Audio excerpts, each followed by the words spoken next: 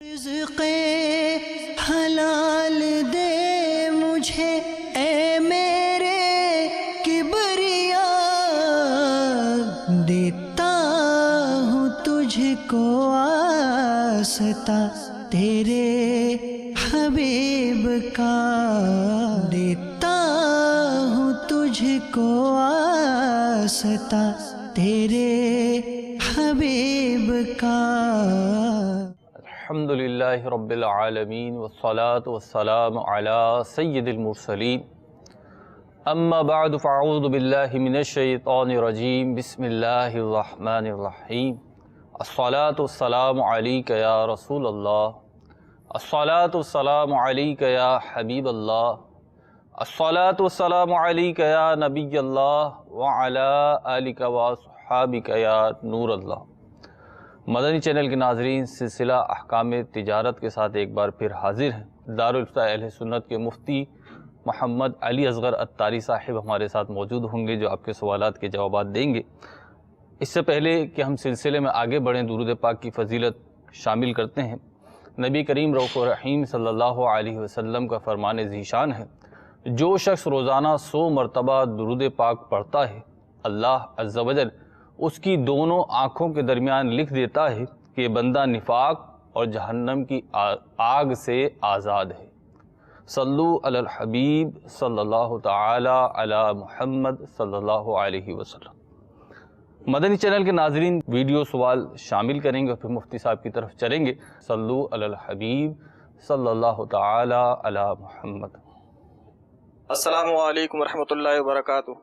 وعلیکم السلام ورحمۃ اللہ وبرکاتہ۔ میرا نام محمد آصف ہے، میرا نگینوں کا کاروبار ہے۔ تو میرا مفتی صاحب سے ایک سوال ہے کہ زیورات میں جو نگینے لگتے ہیں، مثال کے طور پہ زرکن ایک ہی سائز کے اور دکھنے میں ایک ہی طرح کے ہوتے ہیں، لیکن ان کے وزن میں فرق ہوتا ہے۔ مثلا 100 نگینے 1 گرام کے بھی ہوتے ہیں اور 1.5 گرام کے بھی ہوتے ہیں۔ اب اگر بھاری والے لگائے جائیں اور ہلکے والے بتائے جائیں تو کیا حکم، جبکہ سونے کے وزن میں تلتے ہیں؟ ٹھیک ہے، آصف آپ کے سوال کا جواب لیتے ہیں۔ مفتی صاحب، ایک بہت ہی منفرد سوال ہے، ہمارے مدنی چینل کے ناظرین کے لیے شاید یہ صورتحال نہیں ہو، آپ اس پہ کیا ارشاد فرمائیں گے؟ الحمدللہ رب العالمین والصلاة والسلام علی سید الانبیاء والمرسلین، اما بعد فاعوذ باللہ من الشیطان الرجیم، بسم اللہ الرحمن الرحیم۔ ہمارے ہاں عصر حاضر میں یہی رائج ہے کہ سونا جب اس کے زیورات بنا کر دیے جاتے ہیں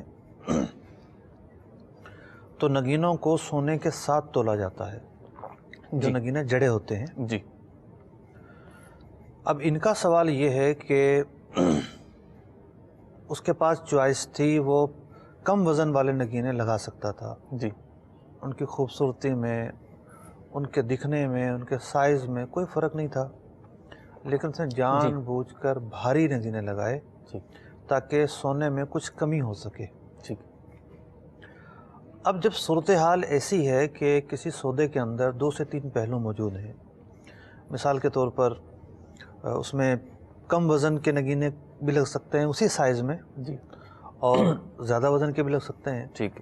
تو ایسے موقع پر گاہک اور دکاندار کی ذمہ داری ہے کہ میوچول انڈرسٹینڈنگ کے ذریعے طے کریں کہ کس قسم کے نگینے لگائے جائیں گے۔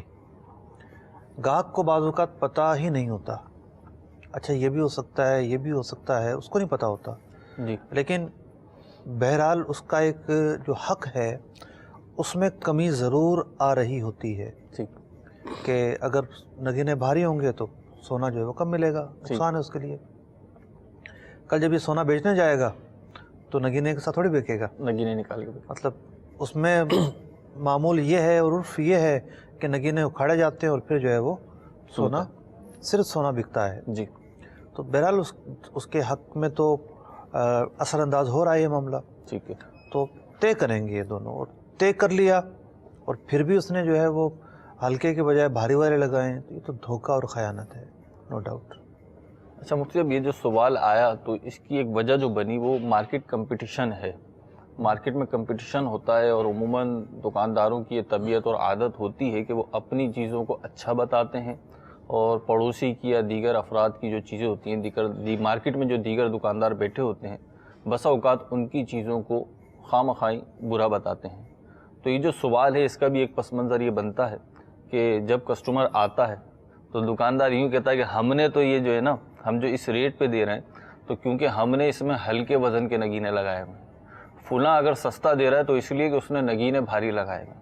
اس کی بیس یہ بنتی ہے. تو اگر یہ کسٹمر سے بیان ہی نہ کیا جائے کہ ہلکے یا بھاری ہیں تو نہیں، بیان تو کرنا چاہیے. دیکھیں میں نے تو اسی کی تاکید بیان کی ہے کہ جو صورت حال ہے، جو حقیقت ہے وہ بیان کرنی چاہیے. ٹھیک ہے. یہ نہیں کہ نگینے بھاری لگائے ہیں ٹھیک ہے اور پھر بھی اس پر بھرم ڈالنے کے لیے کہہ رہے ہیں کہ جناب ہم نے تو اس میں ہلکے لگائے ہیں. جی تو یہ تو نرا دھوکہ ہے. ٹھیک. تو اس کی وضاحت کرنی پڑے گی آصف بھائی، کسٹمر کو بتانا پڑے گا کہ آپ نے ہلکے لگائے یا بھاری لگائے اور میوچل انڈرسٹینڈنگ کے بعد جو بھی طے ہو پھر وہ درست ہے. جس طرح کے لگانے ہیں جب بارگیننگ ہو رہی ہے اس کو دکھا دیں. ٹھیک. ہم یہ نگینے لگائیں گے، آپ دیکھ لیں. ٹھیک. انشاءاللہ عز و جل ایک اور ویڈیو سوال شامل کریں گے انشاءاللہ. میرا نام محمد سرور ہے اور میں سوال پوچھنا چاہتا ہوں کہ جو ہمارے جواہرات ہے، جواہرات ہم بینک میں رکھوا کر اس کی قیمت کے بدلے لون لے سکتے ہیں کچھ عرصے کے لیے؟ اس کو رکھوا کر لون لینے کی نہیں ہے. جی. اصل بات یہ ہے کہ بینک بغیر سود کے لون نہیں دیتا. ٹھیک ہے. اور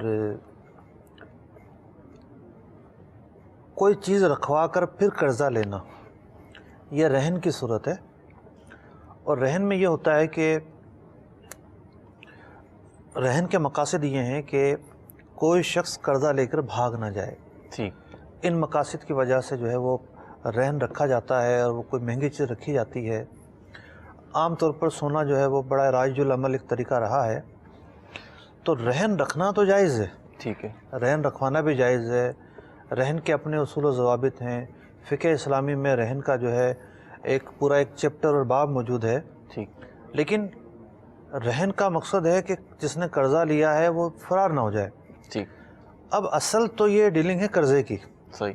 تو جب قرضہ لیا ہے تو اب یہ ضروری ہے کہ وہ قرضہ بغیر کسی نفع کے دیا ہو، اس پر کوئی سود نہ وصول کیا جائے، منافع وصول نہ کیے جائیں، زیادتی وصول نہ کی جائے، ورنہ یہ ایک سودی معاملہ ہو جائے گا. ٹھیک. جزاک اللہ خیر. دو ہمارے پاس کالز ہیں مفتی صاحب، پہلے وہ شامل کر لیتے ہیں پھر انشاءاللہ ویڈیو سوال بھی شامل کریں گے. پہلے ہمیں کالز دے دیجیے گا. کردار آباد فیصلہ آباد سے بول رہا ہوں، قاری حق نواز. حکام تجارت میں میرا یہ سوال ہے کہ ہمارا ایک بھائی ہے وہ جانوروں کا وپار کرتا ہے اور جانور ایک آدمی اسے چھڑا کر دیتا ہے، اس میں 1 ماہ کا کارا بنتا ہے، ڈیٹ بنتی ہے 15 دن کی بنتی ہے، وہ 2000 روپیہ فی جانور کا وصول کرتا ہے. کیا بتائیں یہ سود ہے یا نہیں ہے؟ فی کا 2000 روپیہ وہ لیتا ہے، چھڑا کے دیتا ہے اور اس میں 30 دن کا مطلب کہ ڈیٹ بنتی ہے یا 15 دن کی ڈیٹ بنتی ہے. وہ دینے والے کو بھی پتا ہوتا ہے کہ اس نے 2000 ریال لینا ہے اور لینے والے کو بھی پتا ہے یہ 2000 لے گا. اعلانیہ طور پر فی جانور کا 2000 روپیہ لیتا ہے، اپنی ضمانت دیتا ہے. کیا یہ اس آدمی کے لیے سود ہے یا نہیں؟ ٹھیک ہے جی، آپ کے سوال کا جواب. جی، انہوں نے صورت یہ بیان کی کہ جانور دونوں لینے والے اور دینے والے الگ الگ ہیں، لیکن یہ شخص ضمانتی بنتا ہے کہ 1 مہینے کے بعد تمہیں یہ خریدنے والا پیمنٹ کر دے گا. تو اس ضمانتی بننے کے 2000 روپے لیتا ہے. میں یہ سمجھ سکوں اس کال سے. ایک اور کال دے دیجیے گا. میں عبدالصمد خیر رجحان سے بات کر رہا ہوں. میرا سوال یہ ہے کہ حضرت ایک چیز مارکیٹ میں شارٹ ہو جاتی ہے، ہمیں ایسے لگتا ہے کہ وہ مہنگی ہو رہی ہے یا مہنگی ہو جائے گی، کیا ہم اسے اس قیمت سے شارٹ ہونے کی وجہ سے تھوڑا سا اوپر بیچ سکتے ہیں 10 روپے یا 5 روپے؟ ٹھیک ہے جی، آپ کے سوال کا بھی جواب دیتے ہیں. جی مفتی صاحب، یہ دونوں کالز صرف ضمانتی بننے کے تو پیسے نہیں لیے جا سکتے.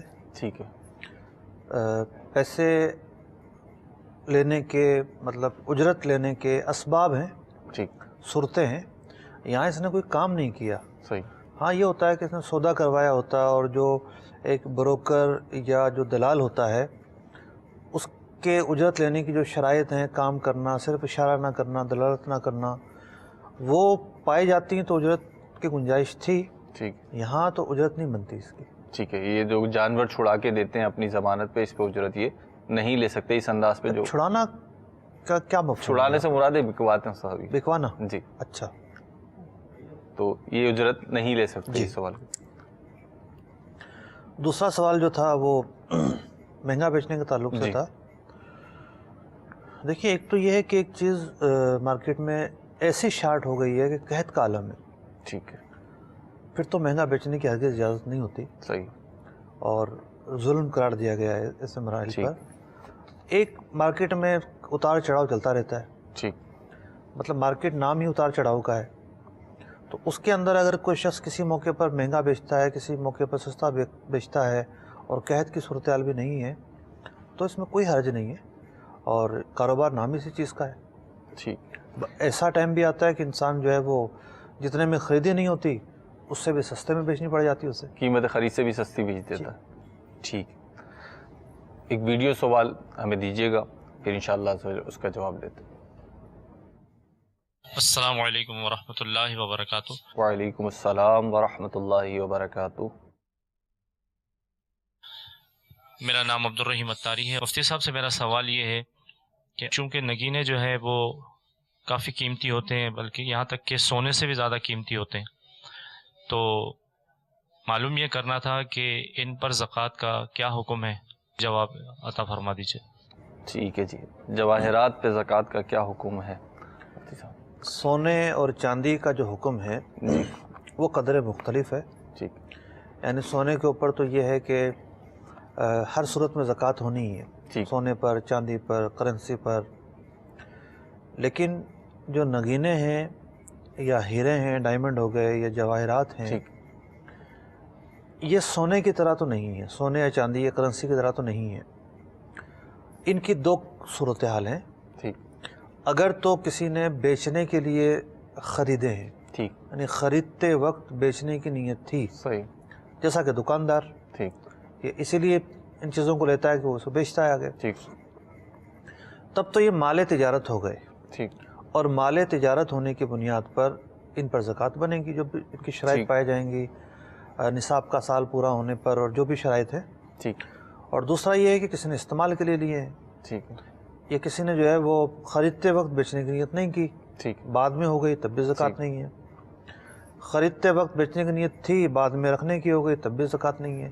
ٹھیک. تو جو مال تجارت کے احکام ہیں زکوٰۃ کے تعلق سے, وہی احکام نگینے کے ہوں گے.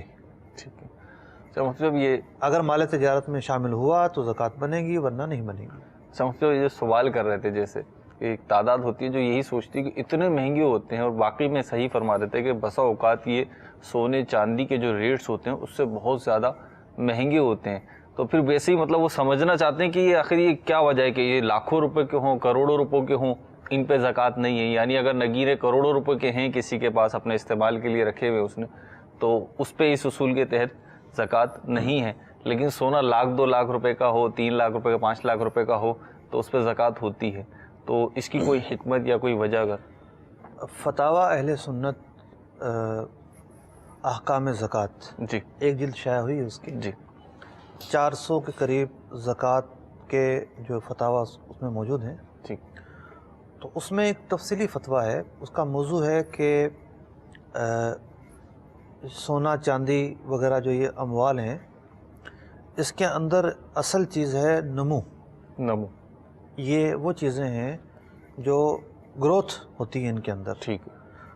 تو ان چیزوں کے اندر زکوٰۃ کیوں ضروری قرار دی گئی ہے ہر صورت میں, اور جو اس کے علاوہ چیزیں ہیں اگر وہ مال تجارت بنیں گی تو زکوٰۃ ہوگی ورنہ نہیں ہوگی, یہ فرق کیوں کیا گیا ہے. جی. تو اس کے تعلق سے بڑا ہی تفصیلی فتویٰ اس میں موجود ہے, تو اس سے مطالعہ کیا جا سکتا ہے.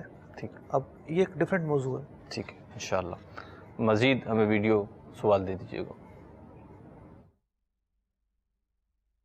میرا نام شرافت علی خان ہے. مفتی صاحب, میں جواہرات کا کام کرتا ہوں اور میرے پاس یہ رف خام مال آتا ہے جسے میں تراش کر کے زیورات میں بھی اتارتا ہوں اور فری سائز کے اندر بھی تیار کرتا ہوں. میرا سوال یہ ہے مفتی صاحب کہ جب ہمارے پاس یہ خام مال آتا ہے تو ہم اس کی مزدوری جو ہے گرام میں لیتے ہیں یا کیرٹ میں لیتے ہیں؟ اب جب ہم سے یہ پارٹی پوچھتی ہے کہ اس کے اندر سے کتنا مال نکلے گا, تو مفتی صاحب ہمیں ایک آئیڈیا ہی دے سکتے ہیں. مثال کے طور کے اوپر ایک رف ہے ہم دیکھ رہے ہیں جس کی ریکوری کبھی 25% آتی ہے, کبھی 40% آتی ہے, کبھی 35% آتی ہے. تو کیا آیا کہ یہ معاملہ درست ہے؟ مفتی صاحب ایک سوال اور ہے میرا کہ یہ رف آتی ہے میرے پاس, اب میں اسے بناتا ہوں, بنانے میں تراشنے میں یہ ٹوٹ جاتی ہے, تو اس میں میرا قصور بھی نہیں ہے. اب وہ ٹوٹ جاتی ہے تو یہ بتا دیجئے گا کہ اس کا ہرجانہ جو ہے میری طرف آئے گا یا مالک کی طرف آئے گا؟ ٹھیک ہے جی, یہ کارخانے میں بیٹھے ہوئے ہیں اسی لیے اندھیرا وغیرہ ہے. تو مفتی صاحب یہ خام مال آتا ہے ان کے پاس اور یہ اسے رف کہتے ہیں. دیکھنے میں تو یہ ایک کالا پتھر نظر آ رہا ہے. جی دیکھنے میں ایسے ہی نظر آتا ہے. سونا بھی جب پکتا ہے تو کالا ہی ہو جاتا ہے. تو پھر یہ بہرحال اس کی تراش خراش ہوتی ہے, اس کی پالش ہوتی ہے, پھر یہ نگینوں کی صورت میں آتے ہیں. یہاں تک کہ جو ڈائمنڈ ہوتا ہے, ڈائمنڈ جو نکلتا ہے وہ بھی اس کنڈیشن میں تو نہیں نکلتا جس فارم میں ہم دیکھتے ہیں, وہ بھی ایک رف کی صورت میں ہی نکلتا ہے اور پھر اس کی تراش خراش ہوتی ہے, اس کے پیلس بنتے ہیں, پھر وہ چمکنے کے بعد ہمارے سامنے آتا ہے تو ہم اسے پسند کرتے ہیں. صحیح. تو مفتی صاحب اب یہ جو انہوں نے سوال کیا, دو سوال انہوں نے بیسیکلی کیے. ایک تو یہ سوال تھا کہ رف ان کے پاس آتی ہے خام صورت میں, جواہرات کا پتھر, جواہرات کا حصہ ان کے پاس آتا ہے اور یہ پھر اس سے نگینے تیار کرتے ہیں, اس کو چھوٹے چھوٹے پیسز میں تیار کرتے ہیں. اب ان کو آئیڈیا نہیں ہوتا اس میں سے کتنا نکلے گا. مثال کے طور پر یہ تو طے ہے کہ جتنے بھی نگینے تیار ہوں گے جی انہیں وزن کے اعتبار سے مزدوری ملے گی. جی یہ تو طے ہے. یہ طے ہے. یہ طے ہے. کیرٹ بھی ایک وزن ہوتا ہے. جی بالکل, کیرٹ بھی ایک پیمانہ ہے. گرام بھی ایک وزن ہے. جی. تو دیکھیں اجرت ہمارے عرف کے اندر مختلف طریقوں سے طے کی جاتی ہے. ٹھیک ہے. جیسے ریئل اسٹیٹ کے اندر جتنے میں لین دین ہوتا ہے, ٹھیک ہے, تو اس کے فیصد کے اعتبار سے اجرت طے کی جاتی ہے. ٹھیک ہے. مطلب باب المدینہ میں اکثر جگہوں پر 2%, مثال کے طور پر اگر 50 لاکھ کا سودا ہوا ہے تو 2% بنے گی. ٹھیک. لوگ مطلب کہ لیتے ہیں 1 لاکھ روپیہ بن گیا بروکری کا. جی. بعض لوگ جو ہیں وہ کمی بیشی کرتے ہیں اس کے اندر.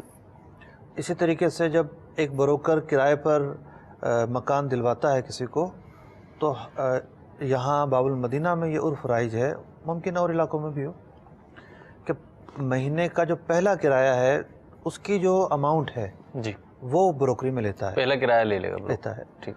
تو اب مطلب وہاں فیصد کہہ دینا, یہاں کرایہ کہہ دینا, جو مسئلہ ابھی پوچھا گیا ہے اس میں وزن کہہ دینا, بہرحال ایسے پیمانے ضرور ہیں کہ جس میں کنفیوژن نہیں ہے. ٹھیک ہے. یہ ضرور ہے کہ جناب اجرت کی جو مقدار ہے اس میں ابہام نہیں ہے. ٹھیک. تھوڑا بہت ابہام ضرور ہے. مثال کے طور پر ایک شخص نے ایک بروکر کو ہائر کیا کہ مجھے مکان چاہیے. اب وہ مکان دیکھ رہا ہے, ڈیفرنٹ مکان, کوئی جو ہے وہ 50 لاکھ کا مل رہا ہے, تو کوئی 70 کا مل رہا ہے, تو کوئی 80 کا مل رہا ہے. اس کی کوششیں جاری ہیں. ٹھیک ہے. اب مالک کو ہو سکتا ہے 80 والے کے بجائے 50 والا پسند آ جائے. ٹھیک ہے. وہ وہی لے لے. اگر 80 والا لیتا تو اس کی اجرت زیادہ بنتی. جی. تو یوں بظاہر دیکھا جائے تو تھوڑا سا فرق آ رہا ہے. ٹھیک ہے. لیکن یہ ہے یسیر فرق ہے, جہالت یسیرہ ہے. ٹھیک ہے. اور پھر لوگوں کا معمول ہے اور رائج الوقت طریقہ ہے, اور کوئی اس کے علاوہ بھی وجہ ممانعت موجود نہیں ہے. ٹھیک ہے. تو یوں کیرٹ میں یا گرام میں یہ لوگ وزن مقرر کر سکتے ہیں اور اس کو سامنے رکھ کر اپنی اجرت جو ہے جو بھی یہ مقرر کریں وہ جائز طریقہ ہے, اس میں کوئی حرج نہیں ہے. فی گرام فی کیرٹ کے حساب سے اجرت مقرر ہے. رف آئی 100 گرام کی, اس میں سے 25 گرام نکلی یا 40 گرام نکلی یا 50 گرام نکلی, اس کے حساب سے اس کی میکنگ بن جائے گی, مزدوری بن جائے گی. تو اس میں کوئی حرج نہیں. دوسرا سوال تھا مفتی صاحب کہ رف ٹوٹ جاتی ہے. دیکھیے یہ ہے ایک کافی مشکل سوال. مشکل جواب دینے والے کے اعتبار سے بھی ہے, فقہی اعتبار سے بھی مشکل ہے, اور جواب سننے والے کے اعتبار سے بھی ہے. ٹھیک ہے. کہ وہ جواب سنے گا تو تھوڑا بھاری لگے گا. مفتی صاحب اگر میں تھوڑی سی اس کی وضاحت کر دوں کہ کیونکہ رف ٹوٹتے ہوئے تو نہیں دیکھی ہوگی, ہمارے اکثر ناظرین نے نہیں دیکھی ہوگی اللہ ماشاء اللہ, لیکن بلاکس ٹوٹتے ہوئے دیکھے ہوں گے کہ جو گھروں میں جب دیواریں بنتی ہیں اور بلاکس لگاتے ہیں مزدور وغیرہ, تو بسا اوقات وہ توڑتے ہیں, بیچ میں سے توڑتے ہیں. تو ان کی ایک ٹیکنیک ہوتی ہے, اس طریقے سے وہ توڑتے ہیں, لیکن کبھی تو صحیح ٹوٹ جاتا ہے, کبھی ایسا ہوتا ہے وہ نازک ہوتا ہے بلاک تو وہ جھڑ جاتا ہے, پورا بکھر جاتا ہے. تو یہی کیفیت رف کی ہوتی ہے. لیکن بلاک میں اور جواہرات میں فرق ہے. جی فرق تو ہے. بلاک میں جو ہے وہ 150 کا نقصان ہوتا ہے اور یہاں ہزار کا نقصان ہوتا ہے. جی بالکل. تو خیر مالک کو تو وہاں بھی یہ حق حاصل ہے، جو جواب یہاں ہے وہ وہاں بھی اپلائی ہو سکتا ہے. ٹھیک ہے. لیکن وہاں لوگ صرف نظر کرتے ہیں، کوئی مسئلہ نہیں. ٹھیک.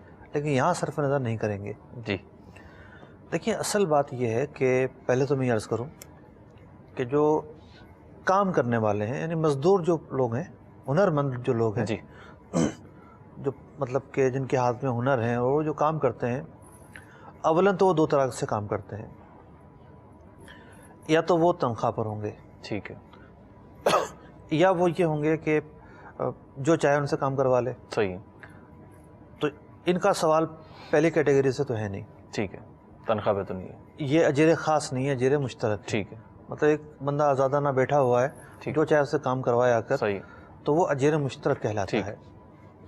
اب اجیر مطلب مزدور کو کہتے ہیں اجیر. ٹھیک ہے. مشترک مطلب کسی کا بھی کام کر سکتا ہے، وہ کسی کے ساتھ خاص نہیں ہے، جو بھی تنخواہ دار دکان لے نہیں کے ہے، بیٹھا ہوا ہے. تنخواہ دار نہیں ہے. ٹھیک ہے. اب اجیر مشترک جو ہے اس کی دو صورتیں بنتی ہیں. صحیح. ایک تو یہ بنتی ہے کہ اس کے فعل سے وہ چیز ہلاک ہوئی ہو، ضائع ہوئی ہو. ٹھیک ہے. اور دوسری صورت یہ بنتی ہے کہ اس کے فعل سے نہ ہوئی ہو. ٹھیک ہے. فعل سے نہ ہونے کی مثال یہ ہے کہ چوری ہو گئی. ٹھیک ہے. اس کا فعل تو نہیں ہے. صحیح. تو پھر دیکھا جائے گا کہ اس کی طرف سے کوئی کوتاہی تھی یا نہیں تھی. ٹھیک ہے. اچھا فقہ نے اس کی مثال لکھی ہے کہ ایک شخص جو ہے وہ اس نے کشتی لی کرائے پر. ٹھیک ہے. اور کشتی لے کر باندھ دی. ٹھیک ہے. ہوا چلی، ہوا چلنے کی وجہ سے کشتی آگے گئی اور وہ جا کے ڈوب گئی. ٹھیک ہے. یہ وہ مثال ہے جہاں اس کا فعل نہیں پایا جا رہا. تو یہاں تو تقسیم بندی کی جائے گی کہ اس کی کوتاہی اور تعدی پائی جا رہی ہے یا نہیں پائی جا رہی. لیکن دوسری صورت یہ ہے کہ اس کا فعل موجود ہے، یعنی کام کرتے میں اس کے فعل سے وہ ضائع ہوئی ہے. ٹھیک ہے. مثال کے طور پر ایک آدمی کشتی چلا رہا ہے اور چلاتے چلاتے ڈوب گئی. فعل تو موجود ہے. تو اب کوتاہی ہونے یا نہ ہونے کو نہیں دیکھیں گے. ٹھیک. یہ ہے اصول. صحیح.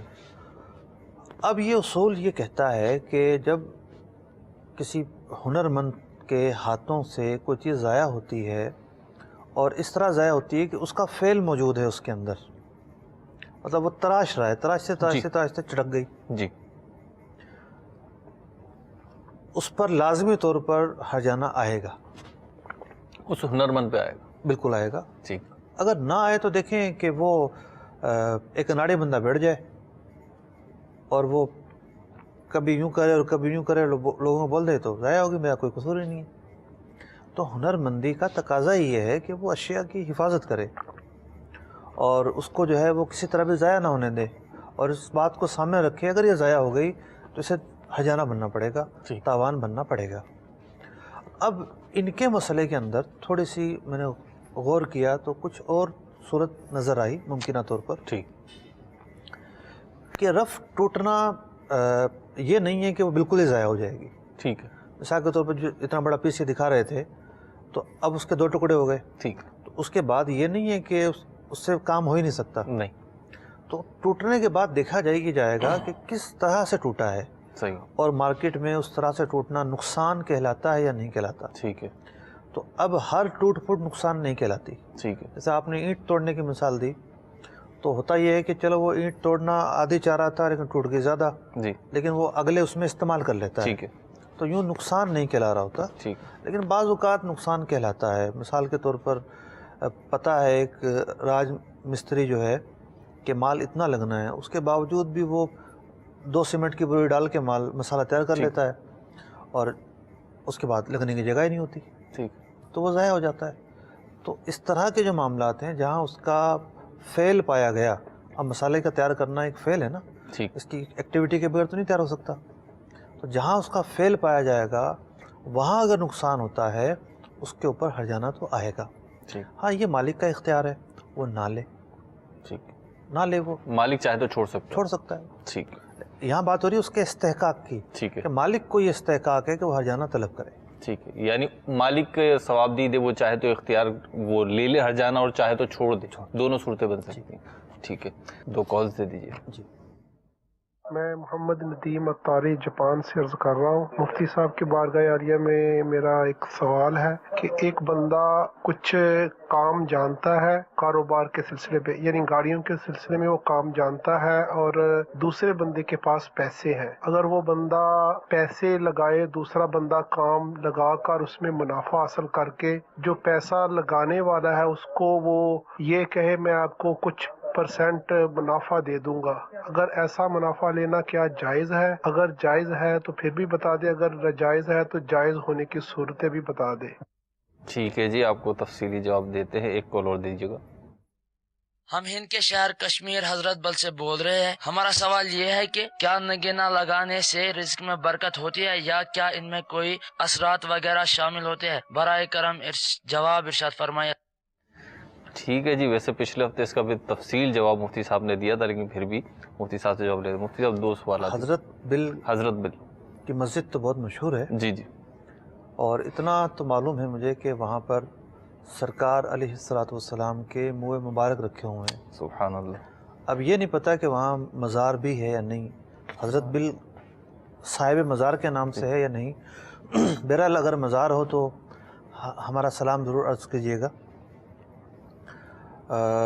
جاپان سے پہلی رہی بات ان کے سوال کی جی، کہ اثرات تو دیکھیں کوئی نہیں ہوتے نگینوں کے اندر، کوئی روحانی اثرات نہیں ہوتے پتھروں میں، اور یہ بلا وجہ کی لوگوں کی مشہور کی ہوئی باتیں ہیں۔ ہاں یہ ہے کہ ایک انگوٹھی مرد پہن سکتا ہے، چاندی کی انگوٹھی 4.5 ماشیے سے کم ہو، اور 2 نگینے نہ ہوں، 1 سے زائد نگینے نہ ہوں اس کے اندر، تو پہننا تو جائز ہے، لیکن اس نظریے سے پتھر مختلف طریقے سے استعمال کرنا، روزی و برکت کہ برکت ہوگی، یہ ہوگا اور وہ ہوگا، تو اس کی کوئی حقیقت نہیں ہے۔ ٹھیک، جاپان سے شاید ہمارے سلسلے میں پہلی دفعہ سوال آیا کوئی جاپان سے، اور جیسے جاپان کا نام آیا تو میرے ذہن میں کلک کیا کہ ضرور گاڑیوں کا مسئلہ ہوگا۔ گاڑیوں ہی کا ہے۔ تو ہمارے جو پاکستانی ہیں وہ جاپان میں زیادہ تر گاڑیوں کا بزنس کرتے ہیں۔ ٹھیک، ویسے تو وہاں بہت سارے کام ہوتے ہوں گے، لیکن پاکستانی وہاں چھائے ہوئے ہیں۔ ٹھیک، سوال کیا تھا ان کا؟ سوال یہ تھا کہ یہ کام جانتے ہیں یا کوئی کام جانتا ہے گاڑیوں کو وغیرہ کا، اور کوئی دوسرا شخص انویسٹمنٹ کرتا ہے، ایک کی انویسٹمنٹ ہے، ایک کا کام ہے، اور یہ کام کرنے والا کہتا ہے کہ میں کچھ % آپ کو منافع دے دوں گا، تو یہ جائز ہے یا ناجائز ہے؟ دیکھیے جب ایک کی انویسٹمنٹ ہو، ایک کا پیسہ ہو، اور دوسرے کی صرف محنت ہو، اس موڈ آف ٹریڈنگ کو کہیں گے مداربت۔ تو کافی سال پہلے تجارت کورس ہوا تھا، تو تجارت کورس کے اندر میں نے ہی ایک بیان کیا تھا، اس کا نام تھا مداربت۔ مداربت کے اصول، ضوابط، طریقے۔ تو وہ جو تجارت کورس ہے وہ یقینی طور پر دعوت اسلامی کی ویب سائٹ پر بھی آپ کو مل جائے گا، ورنہ آپ کو نیٹ پر ضرور مل جائے گا۔ اور بھی کچھ ویب سائٹس ہیں جنہوں نے ٹریڈ کورس کے نام سے اس کو رکھا ہوا اپنی ویب سائٹوں پر، تو اس میں آپ جو مداربت کا بیان ہے وہ پورا سن لیں، شاید 2-3 گھنٹے کا بیان ہوگا وہ، تو اس کے اندر بتایا جائے گا کہ جناب اس موڈ آف ٹریڈنگ کو لے کر آپ کن کن شرائط کے ساتھ چل سکتے ہیں، آپ کو کیا کرنا چاہیے اور کیا نہیں کرنا چاہیے۔ تو پہلے مرحلے پر آپ یہ لیکچر سن لیں، دوسرے مرحلے پر آپ بہار شریعت سے یہ جو حصہ ہے اس کو پڑھ لیں، ذہن نصیب آپ کو سمجھ میں آ جائے۔ بہرحال نہ سمجھ میں آئے یا کوئی اور سوال ہو تو دارالفتہ اہل سنت کے جو نمبرز ہیں یا بیرون ممالک میں رہنے والوں کو جو واٹس ایپ کی سہولت موجود ہے، تو ان ذرائع سے رابطہ کر کے مزید اپنے سوالات آپ پوچھ سکتے ہیں۔ مزید سوالات شامل کرتے ہیں جی، اور 2-3 سوالات ہمیں ایک ساتھ دے دیجیے گا۔ میرا نام محمد یاسر ہے۔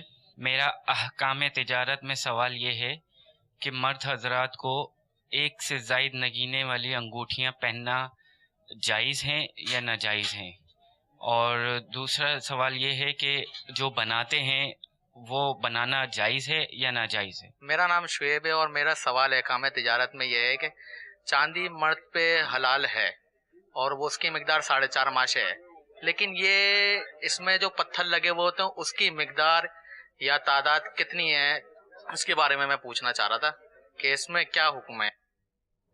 یہ تھوڑی کلوز کیجیے گا، یہ جو انگوٹھی دکھا رہے ہیں یہ بڑی والی، جی جی ٹھیک ہے، یہ جو آیت غالباً کچھ مقدس حروف لکھے ہوئے تھے مفتی صاحب، سوال تو اس دونوں میں تو کچھ درجنوں نگینے لگے ہوئے تھے۔ جی بالکل، اصل میں دیکھیں بات یہ ہے کہ دو تین سوالات ہوں گے دونوں سوالوں میں۔ ایک سوال تو یہ ہوا کہ پتھر تو ایک ہے چلے، اس کی مقدار کیا ہے، یعنی کتنا وزنی ہونا چاہیے؟ چاندی کا تو انہوں نے خود وضاحت کر دی کہ یہ ہونا چاہیے، انہوں نے بتایا۔ تو پتھر کے وزنی ہونے کی جو وہ ہے کوئی قید نہیں ہے، ٹھیک ہے، اور عام طور پر یہ بھی نہیں ہوگا کہ کوئی کلو 2 کلو کا پتھر انگلیوں میں پہنے گا، یہ بھی نہیں ہوگا۔ نہیں ایسا تو نہیں ہوگا، وہ جو ایک مطلب کہ خوبصورتی کے لیے پہنی جاتی ہے، جی خوبصورتی میں جو خوبصورتی تک محدود ہوگا پتھر وہی پہنا جائے گا، جی بالکل۔ تو ایک پہننا ہے لیکن اس کے وزن کی کوئی قید نہیں ہے، پتھر کے وزن کی قید نہیں ہے، یعنی عدد کے اعتبار سے ایک زیادہ نہیں پہن سکتے، بغیر نگینے کی بھی نہیں۔ اب یہ جو انگوٹھی ہے، اب اس کو دیکھنے سے اندازہ ہو رہا ہے کہ یہ لیڈیز انگوٹھی ہے یا مردانہ انگوٹھی ہے۔ یہ جینٹس ہے، بظاہر جینٹس ہوگی جی، لیکن جس طرح کی یہ انگوٹھی ہے جی اس میں کچھ درجنوں جو نا وہ نگینے لگے ہوئے ہیں۔ بالکل ایسا ہی ہے۔ تو اصل یہ ہے، وجہ یہ ہے کہ شریعت مطہرہ نے عورتوں کی مشابہت کی وجہ سے اس چیز کو جائز نہیں رکھا، ٹھیک، ایک ہی جو ہے وہ اس کے اندر نگینہ ہوگا اور کوئی جو ہے آئٹم اس کے اندر جڑے ہوئے نہیں ہوں گے، ٹھیک، یہ ہے انگوٹھی کا مرد کے لیے تصور۔ ٹھیک ہے، خواتین ہیں وہ پہن سکتی ہیں، ٹھیک ہے، خواتین پہن سکتی ہیں۔ مفتی صاحب یہ جو ہم نے رہی ان کی بات، ایک اور سوال تھا کہ مردانہ انگوٹھیاں ایسی بنانا جی کہ جو اس انداز کی ہوں کہ مرد کے لیے جائز نہیں ہے پہننا، ٹھیک، مطلب سونے کی جو ہے وہ مردانہ انگوٹھیاں بنانا یا چاندی کی بنانا لیکن زیادہ مقدار کی بنانا یا زیادہ نگینوں والی بنانا، تو جو چیز پہننا جائز نہیں ہے وہ بنا کر دینا بھی جائز نہیں ہے۔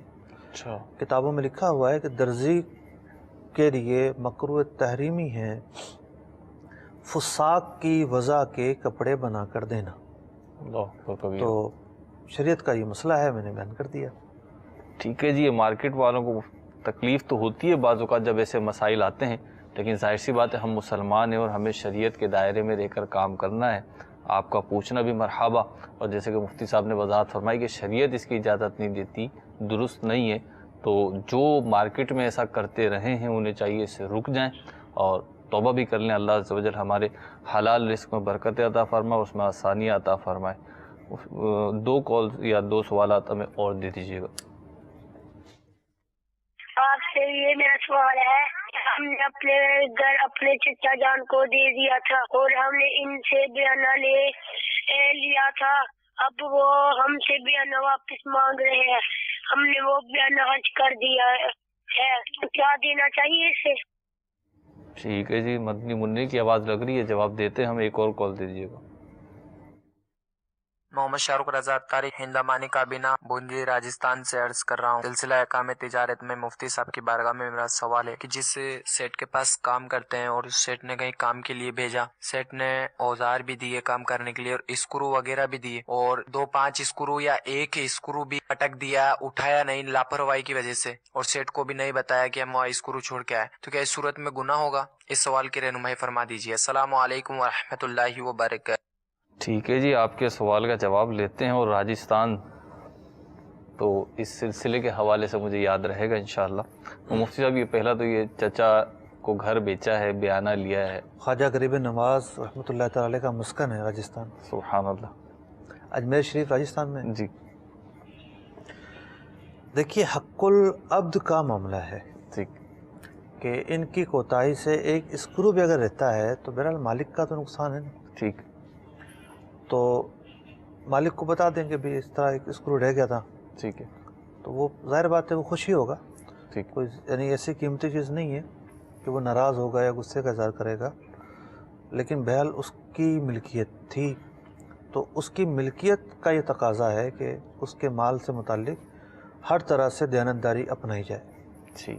اچھا مفتی صاحب، اس میں ایک چیز یہ دیکھنے میں آئی کہ کاریگر طبقہ جو ہوتا ہے، یہ ہوں یا دیگر ہوں، میں ایک جنرلی مارکیٹ کی بات کر رہا ہوں، یہ کاریگر طبقہ جب اس طریقے کے کام کرتا ہے جس میں چھوٹی چھوٹی چیزیں یوز ہوتی ہیں، وہ عموماً جن سائٹس پہ جا کے کام کرتا ہے وہاں سے وہ چیزیں اٹھانے میں اتنی زیادہ تیزی کا مظاہرہ نہیں کرتا، اور وہی کام خود مالک آ کے کرتا ہے تو وہ ایک ایک کیل کیا کوکا بھی اٹھا کے جو ہے بیگ میں رکھ رہا ہوتا ہے. تو ایک چیز تو یہ کہ وہ مالک معاف کر دے گا کیونکہ کام کا تقاضا ہوتا ہے، کام چلانا ہے تو وہ چھوڑ دے گا، معاف کر دے گا، درگزر کرے گا. لیکن کیا ہمیں اس طریقے سے چھوڑنا چاہیے اگر اپنا بھی چیز ہے تو ایسے ضائع کرنے پہ؟ محاورہ ہے نا، مال مفت دل بے رحم. تو بالکل بے رحم نہیں ہونا چاہیے، اور ایک جو بھی کام سپرد کیا گیا ہے وہ امانت ہوتا ہے. مطلب ایک کام آپ کا اپنا ہو وہ سمجھ کے کریں آپ. ہنر مندی بھی اگر ہے، آپ کسی کوئی بھی ڈیفرنٹ طریقے سے آپ اپنی کاراگری کر رہے ہیں تو اس کو جو بھی ایک اچھے سے اچھے معیار کا طریقہ ہے اس طریقے سے کیا جائے. اسی طریقے سے اوزار کا معاملہ ہے، ساز و سامان کا معاملہ ہے، نہ صرف سیٹ کے ساز و سامان اور اوزار بلکہ بعض اوقات تو مالک کا مال جو ہے نا، وہ جس کے یہاں کام کر رہے ہوتے ہیں اس کے مال کا معاملہ بہت زیادہ اہم ہوتا ہے پارٹی کے. جی ہاں. تو اس کے مال کو بھی اس طرح یوز کرنا ہے کہ کوئی بھی معمول سے ہٹ کر اس میں خرابی پیدا نہ ہو. ٹھیک. بیانے والا رہ گیا. جی، بچے کا سوال رہ گیا، مدنی منع کا. سوال کرنے کو تو کر دیا انہوں نے جی، لیکن صورتحال واضح نہیں ہے. ٹھیک ہے. ایسے نازک مسائل بچوں کے ذریعے نہیں پوچھنا چاہیے. ٹھیک ہے. دارالفتہ وہ رٹ کر ایک جملہ بولا ہوگا. جی. اب معاملہ یہ بیان کیا ہے کہ چچے کے ذریعے کوئی ڈیل ہوئی تھی، چچا نے کو گھر بیچا تھا، انہوں نے بیانہ دیا تھا، وہ بیانہ واپس لے رہے ہیں. تو کیوں واپس لے رہے ہیں؟ کیا گھر کی ڈیل کینسل کرنا چاہتے ہیں؟ ٹھیک. کینسل کرنا چاہتے ہیں تو ان کے اختیار میں، چاہے تو نہ کریں. ٹھیک ہے. پیمنٹ لیں، صحیح، چاہیں تو کر دیں، بیانہ واپس کر دیں. ٹھیک. اور رشتہ داری کا معاملہ ہے، یہی طریقہ زیادہ انسب ہے. ٹھیک. لیکن بیانہ ضبط نہیں کر سکتے، بیانہ ضبط کرنا حرام ہوگا. ٹھیک ہے جی. اتنا تو پتہ چل گیا کہ بیانہ ضبط نہیں کر سکتے. باقی آپ کی تفصیلات کیا ہیں؟ دارالفتہ اہل سنت کی پاکستان بھر میں مختلف شاخیں ہیں جس کے ای میل ایڈریس اور فون نمبر ہمارے سلسلے میں چل جاتے ہیں، وہ آپ نوٹ کر لیجئے اور ممکنہ صورت میں وہاں پہ رابطہ کر لیجئے. انشاءاللہ عز و جل آپ کو تفصیلی جواب دے دیا جائے گا. مزید 2-4 کالز ہمیں ایک ساتھ دے دیجئے. میں رضوان بات کر رہا ہوں فرام سعودی عربیہ سے. میرا مفتی صاحب سے مجھے یہ پتہ کرنا ہے کہ اگر میں انسٹالمنٹ پہ گھر کی چیزیں لیتا ہوں، لائک بائک ہو گئی، کار ہو گئی، ریزیڈنس پلاٹ ہو گئے، مجھے یہ پتہ کرنا ہے کہ یہ اکارڈنگ ٹو اسلام یہ جائز ہے کہ نہیں جائز ہے. Thank you very much, so nice of you. ٹھیک ہے جی رضوان بھائی، آپ کو بتاتے ہیں. ایک کال اور دے دیجیے گا. میرا یہ جو سلسلہ چل رہا ہے اس میں سوال یہ ہے کہ کیا انگوٹھی جو 4.5 ماشے سے کم ہو، چاندی کی ہو، مگر اس میں نگینہ نہ ہو، یعنی بغیر نگینے کی انگوٹھی پہننا، یہ جائز ہے یا نہیں؟ ٹھیک ہے جی، آپ کو بھی جواب لے دیتے ہیں. چلے پہلے کا جواب دے دیتے ہیں. جی. بغیر نگینے کی انگوٹھی پہننا بھی مرد کو جائز نہیں ہے. مرد کو بغیر انگوٹھی نگینے کی پہننا جائز نہیں، مطلب وہ ایک نگینے والی ہی پہنے گا. ٹھیک ہے، یعنی ایک نگینے کے بغیر بھی نہ ہو، نگینے کے بغیر بھی نہ ہو، ایک نگینے سے زیادہ کے بھی نہ ہو. ٹھیک ہے. اگلا سوال تھا کہ انسٹالمنٹ پر چیزیں لینا. جی.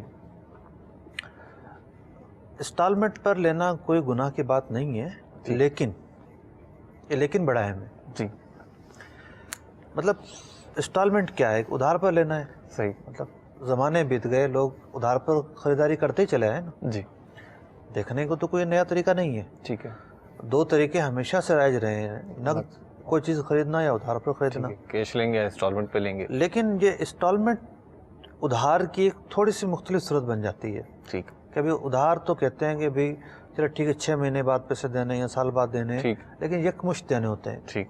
انسٹالمنٹ میں کیا ہوتا ہے کہ جناب وہ قسطیں تقسیم کر دی جاتی ہیں مہینوں پر، کہ جناب ہر مہینے آپ کو اب اتنی قسط دینی ہے. ٹھیک. یہ بھی ادھار ہی کی صورت ہے، کوئی الگ صورت نہیں ہے.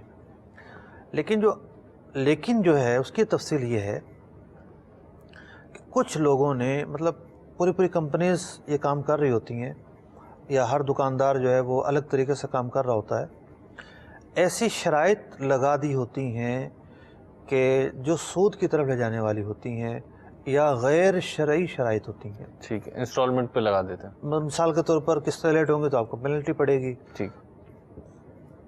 پھر یہ ہوگا کہ جناب 1 مہینے کی لیٹ ہوئی تو ہم آپ کی چیز اٹھا کر لے جائیں گے. ٹھیک ہے, اس طرح کے معاملات کے اندر کیا ہونا چاہیے؟ ایک دم یہ نہیں ہو جاتا کہ جناب آپ چیز اٹھا کر لے جائیں یا پینلٹی ڈال دیں. کیا پینلٹی تو جائز ہی نہیں ہے سرے سے. تو جو عام جو اعتماد کے سودے ہوتے ہیں اس میں اس طرح کی چیزیں نہیں ہوتی. لیکن اس میں چونکہ کاروبار کی تیزی کے لیے ہر شخص کو مال بیچا جاتا ہے. ٹھیک. جس کو دکاندار نہیں جانتا اس کو بھی بیچا جاتا ہے, اور وہ پھر اس کا ایک فارمیٹ ہوتا ہے, اس فارمیٹ پر وہ ریکوری کرتا ہے. ٹھیک. تو بہت ساری ایسی چیزیں آ جاتی ہیں کہ جو اس سودے کو ناجائز بنا دیتی ہیں. تو اصل چیز یہ ہے کہ جس ادارے سے, جس کمپنی سے, جس دکان سے آپ ڈیل کر رہے ہیں ان کی شرائط کیا ہیں, وہ شرائط بتا کر, وہ پیپر دکھا کر پھر علماء سے مسئلہ پوچھا جائے. ٹھیک. ایک ویڈیو سوال شامل کریں گے, پھر آپ کی کال بعد میں لیتے ہیں. جی. میرا نام محمد بابر ہے.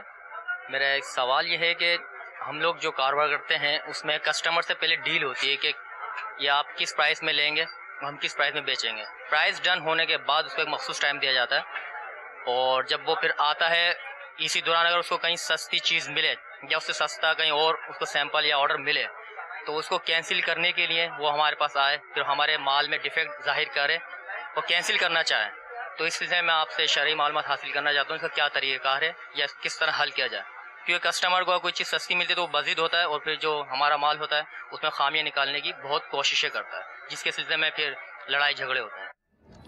ٹھیک ہے مفتی صاحب, یہ صورت تو صرف اس مارکیٹ کے ساتھ خاص نہیں, یہ جوہری ہیں جو سوال کر رہے ہیں, جواہرات کی فیلڈ سے وابستہ ہیں, لیکن عموماً مارکیٹ پریکٹس ہے, تو اس بارے میں کیا شامل؟ دیکھیں, مارکیٹ پریکٹس اس لیے ہے کہ جو زبان ہوتی ہے نا, جی, لوگوں نے اس کی اہمیت ختم کر دی ہے. ایک زمانہ ہوتا تھا کہ زبان کی اہمیت ہوتی تھی, بس زبان دیتی ہے, جی, لاج رکھنی ہے اس کی. ٹھیک ہے. تو اب تو مطلب بندہ جب زبان سے پھرتا ہے تو ویسے ہی ایک شرمندگی پر تو اپنے آپ کو پیش کرتا ہی ہے. وہ ایسا نہیں ہے کہ جناب وہ جائے اس طرح بغیر کسی وجہ کے سودا کینسل کرنے اور اس کو شرمندگی محسوس نہ ہو. شرمندگی تو محسوس بہرحال ہوتی ہے. ٹھیک ہے. اب اصل معاملہ یہ ہے کہ سودا ہوتا ہے, ایک کانٹریکٹ جو ہے, ہر کانٹریکٹ کوئی لکھت پڑھت میں نہیں ہوتا. صحیح. کانٹریکٹ کی بیس جو ہے وہ ہے زبان, الفاظ. ٹھیک ہے. ایجاب اور قبول. صحیح. جو بھی معاشرے کے اندر سودا ڈن ہونے کے, یعنی سودا ہو جانے کے طریقے یا الفاظ رائج ہوں, جی, تو ان سے سودا ڈن ہونا سمجھا جائے گا. ٹھیک ہے. تو جب سودا ہو گیا تو اب اس کی تکمیل, اس کی پاسداری یہ دکاندار پر بھی ضروری ہے اور خریدنے والے پر بھی ضروری ہے. بعض اوقات دکاندار ہو سکتا ہے وہ نہ بیچنا چاہے, مثلا اصل میں دونوں ہی طرف سے سونے کا ریٹ کم زیادہ ہوتا رہتا ہے, جی, اس کے ریٹ جو ہے نا وہ کم زیادہ ہو گئے. تو ویسے تو کم زیادہ ہونے پر ان حضرات نے ایک غیر شرعی طریقہ رائج کیا ہوا ہے. وہ غیر شرعی طریقہ یہ ہے کہ ان کا سودا تو ہو جاتا ہے لیکن یہ ریٹ لیتے ہیں جس دن ڈیلیوری ہوگی اس دن کے. ٹھیک. یہ جائز نہیں ہے. ٹھیک. سودا اس حالت میں ہونا چاہیے کہ وہ کلوز ہو جائے ریٹ, جناب یہ چیز ہم نے اتنے کی خریدی. اس کے علاوہ اس کو ڈیلے کرنا کہ جناب جب آپ اٹھائیں گے تب طے کریں گے, ٹھیک, یہ جائز نہیں ہے. تو بہرحال سودا ہونے کے بعد جان بوجھ کر اور اس طرح ہیلے بہانے کر کے سامنے والے کی چیز میں بلا وجہ نقص نکالنا, یہ سب خلاف مروت باتیں تو ہیں ہی. بعض اوقات یہ باتیں جھوٹ پر بھی مشتمل ہو سکتی ہیں, اس چیز میں وہ عیب ہے ہی نہیں, آپ بلا وجہ نکال رہے ہیں. بعض اوقات یہ ہو سکتا ہے کہ وہ یہ کہے کہ جی میری تو آپ سے یہ بات ہوئی تھی, ہو سکتا ہے وہ بات ہوئی ہی نہ ہو, یہ اس لیے جھوٹ بول رہا ہو, اس لیے پریشرائز کر رہا ہو کہ جناب وہ اس کے دباؤ میں آ جائے. تو سودا ہو گیا تو اب نصیب کی بات ہے. ٹھیک ہے. کبھی زیادتی مارکیٹ کا اوپر ہونا نیچے ہونا اپنی زبان سے نہیں پھرنا چاہیے آدمی کو. ٹھیک. کسٹمر بھی اس کی رعایت کرے اور دکاندار جو ہے وہ بھی اس سودے کو پورا کرنے کی کوشش کرے. ٹھیک ہے، 2 کالز ہمیں اور دے دیجیے گا۔ جی میرا مفتی صاحب کی بارگاہ میں سوال ہے کہ ابھی آپ نے فرمایا ہے، مفتی صاحب نے یہ فرمایا ہے کہ کام کے دوران اگر کوئی فیل پایا گیا تو کام کرنے والے کو اس کا ہرجانہ بھرنا پڑے گا اگر کوئی نقصان ہو گیا تو۔ بعض موبائل ٹھیک کرنے والے انہوں نے یہ لکھا ہوتا ہے کہ موبائل ٹھیک کرتے ہوئے اگر کوئی موبائل کو نقصان ہو گیا تو ٹھیک کرنے والا جو ہے وہ اس کا ذمہ دار نہیں، تو کیا ایسا درست ہے؟ ماشاء اللہ، آپ کا سوال سن کے واقعی میں قلبی خوشی ہوئی ہے۔ ابھی ایک کال اور لے لیتے ہیں اور پھر آپ کے سوال کا جواب لیتے ہیں۔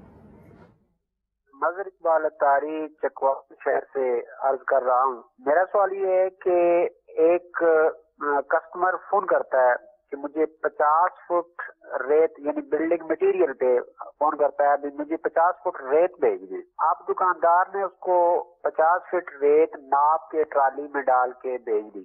اب وہاں جب پہنچی تو جو کسٹمر ہے اس نے اس کو نہیں ناپا، تو وہ ایسی اس نے پھینکوا لی۔ اب دکاندار کے پاس اسی طرح کالز آتی رہتی ہیں، وہ ناپ کے بیچتا رہتا ہے اور اب آگے وہ ناپتے نہیں ہیں۔ تو اس میں آیا وہ رزق حلال ہے یا حرام ہے؟ اس رزق کی شرعی حیثیت کیا ہوگی؟ یہ ارشاد فرما دیں۔ جب رزق کا سوال ہے تو ان کے سوال کا جو محور ہے وہ دکاندار ہے۔ دکاندار نے ماپ کے بیچ دیا تو وہ بری ذمہ ہے ہر ایک چیز سے۔ ٹھیک۔ اب آگے والے کو ماپنے کی یوں تاکید ہے کہ وہ بغیر ماپے جو ہے وہ چیز استعمال کر لے اور پھر اس کو آخر میں جا کے پتہ چلے یہ تو پیمائش میں کم ہے۔ ٹھیک ہے، تو اب واپسی بھی ممکن نہیں ہے۔ ٹھیک ہے، پھر ایک تنازعات ہوں گے اور کیل و قال ہوگی، دلوں میں باتیں آئیں گی۔ یہ بری ذمہ ہے۔ دکاندار اگر یہ ہیں تو یہ بری ذمہ ہے، ان پر کوئی سا وہ نہیں ہے۔ انہوں نے اپنی چیز جو ہے وہ بیچی ہے، تول کے بیچی ہے، ماپ کے بیچی ہے، ناپ کے بیچی ہے، یہ بری ذمہ ہے۔ ٹھیک۔ مفتی صاحب، یہ جو ہماری کال آئی سے پہلے کہ آپ نے ابھی فرمایا ہے کہ اگر فیل پایا گیا تو وہ ذمہ دار ہوگا۔ اب موبائل جو ٹھیک کرتے ہیں وہ اپنی دکانوں پہ لکھ، اور دیگر چیزوں میں بھی ایسا ہوتا ہے کہ بس اوقات وہ لکھ کے لگا دیتے ہیں کہ یہ چیز ٹھیک کرنے کے دوران خراب ہوئی یا یوں ہوا تو ہم ذمہ دار نہیں ہوں گے۔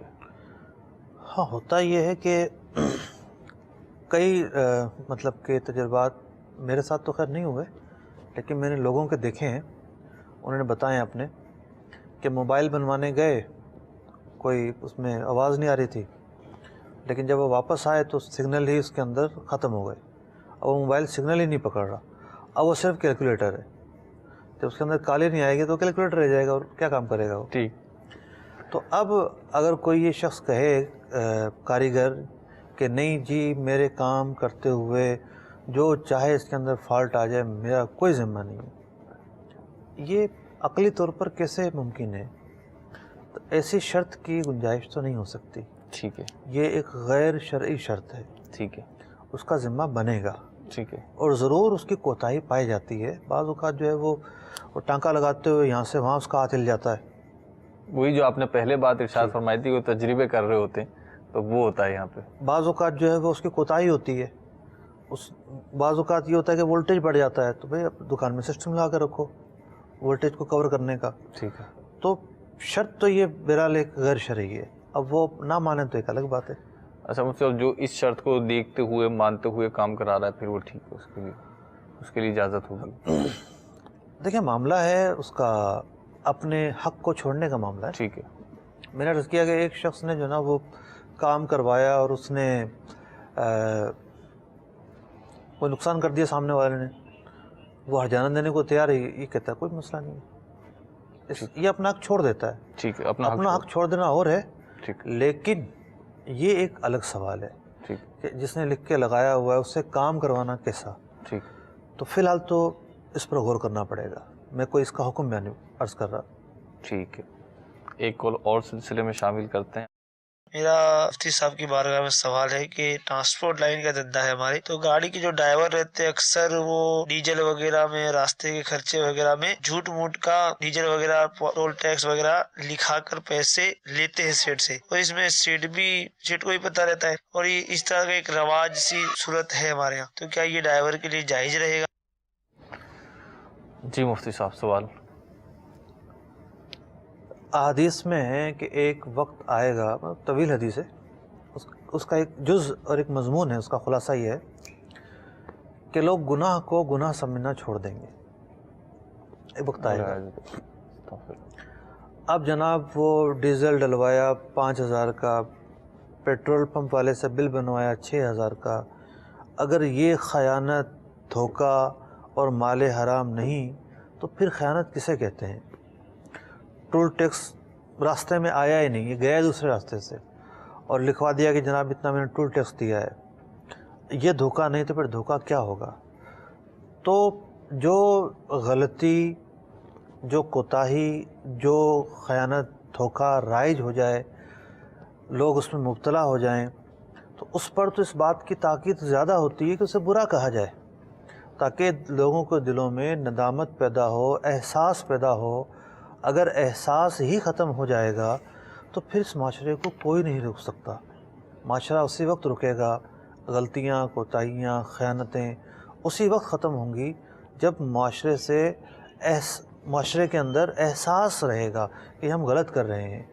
اصل منزل تو یہ ہے کہ وہ غلطیاں ہی ختم ہو جائیں، منزل تو یہ ہے. لیکن جو مطلب کہ بیان کیا جاتا ہے، نیکی کی دعوت دی جاتی ہے، برائی سے منع کیا جاتا ہے، اس کے مقاصد یہ ہیں لوگوں کا احساس زندہ رہے. چلیں آج نہیں کل تو اسے چھوڑ دیں. تو بہرحال جس پس منظر میں آپ نے سوال کیا، یقیناً یہ آپ کی سوچ نہیں ہوگی اور لوگوں کی سوچ ہوگی. ایسی سوچ قابل مذمت ہے. ایک کال اور شامل کر لیتے ہیں. مبشر حسین اتاری عرب امارات سے عرض کر رہا ہوں. احکام تجارت میں میرا سوال یہ ہے کہ میں تو چونکہ عرب امارات میں ہوتا ہوں تو پاکستان میں کسی دوست کو اپنا وکیل مقرر کر کے اگر میں کوئی چیز بنواؤں سیل کرنے کے لیے، مثال کے طور پر کوئی بھی پروڈکٹ اس کو میں بولوں کہ تم بنوا کے دو کیونکہ اس کا اس چیز میں ایکسپیرینس ہے، تو وہ اس بنوانے میں یعنی خود سے تو نہیں بنائے گا، کسی سے بنوا کے مجھے دے گا، تو مگر اس بنوانے کے لیے اس معیار کی نظر ثانی وہ خود کرے گا میرا دوست، یعنی جس کو میں وکیل بنا رہا ہوں. تو کیا اس وکالت کی اس کام کے لیے کہ وہ اس معیار کو مد نظر رکھ کے چیز بنوا کے دے، اس کی اجرت وہ ہم کیسے طے کر سکیں گے آپس میں؟ ذرا برائے مہربانی اس کے بارے میں جو آپ پتہ فرما دیجیے کہ آیا اگر میں اس کی کاسٹ ہے، کاسٹ کے اوپر کچھ پرسنٹیج اس کو میں دے دوں، یعنی جتنی کاسٹ آئی ہے اس کے اوپر اس کی خاص پرسنٹیج ہو اس کے لیے، یا پھر اس کو بولوں کہ بھائی مجھے اتنے کا جو ہے یہ پیس ہے یہ بنا کے تم دے دو، فائنل جتنے کا بھی بنتا ہے اس کو اس مکمل پروڈکٹ کی کاسٹ میں دے دوں. اس بارے میں ذرا رہنمائی فرما دیجیے گا. ٹھیک ہے، آپ کو دیتے ہیں. ویسے تو ہر اجیر ہی جو ہے وہ مطلب ہر تو خیر نہیں، بہت سارے اجیر ایسے ہوتے ہیں جو نمائندے ہوتے ہیں. ٹھیک ہے. مثال کے طور پر آپ نے کسی کو سیل مین کھڑا کر دیا، ٹھیک ہے، تو وہ آپ کا نمائندہ، آپ کی طرف سے وہ بیچ رہا ہے، خرید رہا ہے، لین دین کر رہا ہے. تو وکالت کے باوجود اجرت مقرر کی جا سکتی ہے. وکیل ہونا اجرت کے منافی نہیں ہے. ٹھیک ہے. اب رہا آپ کا سوال یہ کہ اجرت کیسے مقرر کریں. سب سے بہتر طریقہ تو یہی ہے کہ مختلف پیس پر اجرت مقرر کر دی جائے کہ ایک پیس پر آپ کو اتنے پیسے ملیں گے. مثال کے طور پر پیس 100 اس میں دو کام اس کے سپرد ہوں گے. ایک تو جا کے وہ خریدے گا، خریدنے کے بعد بنوائے گا، یا صرف بنوائے گا اور پھر چیک کرے گا. ٹھیک ہے. تو یہ بنوانا اور چیک کرنا دونوں کو شامل کر کے اس کی ایک اجرت مقرر کر دی جائے. ٹھیک. تو یہ ایک جائز طریقہ ہے، کوئی حرج نہیں ہے. ٹھیک ہے. پر پیس اجرت مقرر کر دی جائے، اس میں کوئی کلام نہیں ہے. مدنی چینل کے ناظرین، آئندہ ہفتے دوبارہ پھر اسی ٹائم پہ انشاءاللہ احکام تجارت آپ مدنی چینل کی اسکرین پہ دیکھ سکیں گے. صلو علی الحبیب صلی اللہ تعالی علی محمد. رزق حلال دے مجھے اے میرے کبریا، دیتا ہوں تجھ کو آستا تیرے حبیب کا، دیتا ہوں تجھ کو آستا تیرے حبیب کا.